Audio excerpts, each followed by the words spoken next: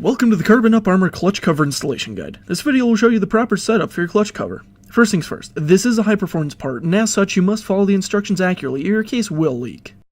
In your kit you'll find the following: a clutch cover, a gasket, 6 metal sleeves, and a sleeve installation tool. Go ahead and take your cover and flip it over to the backside. That's where the magic happens. Take your sleeve installation tool and load it with one of the metal sleeves.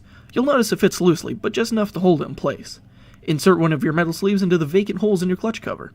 You'll also notice it sticks out about 1/8 of an inch. That's intentional, so please don't push it flush with your cover or the next steps aren't going to work. Insert the remaining metal sleeves into the holes. Now that all of the metal sleeves have been inserted into your cover, it's time for the next part, the gasket. Go ahead and pick your gasket up and align it with your cover. This is where the metal sleeves come into play, as they're meant to hold your gasket while you install it on your bike.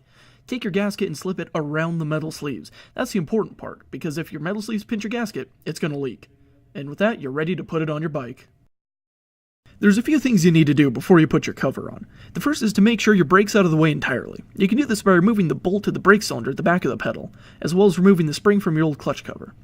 And if your cover hasn't been removed yet, go ahead and do that now.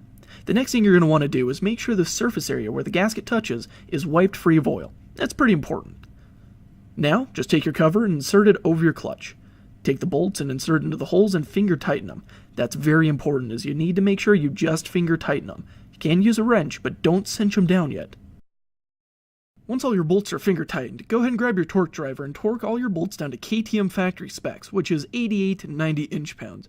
Our cover will work anywhere from 60 to 90 though. Now that that's done, the only thing left to do is to make sure you put the spring back, your bolt back, refill it with oil, and put your cap on. And you're good to go.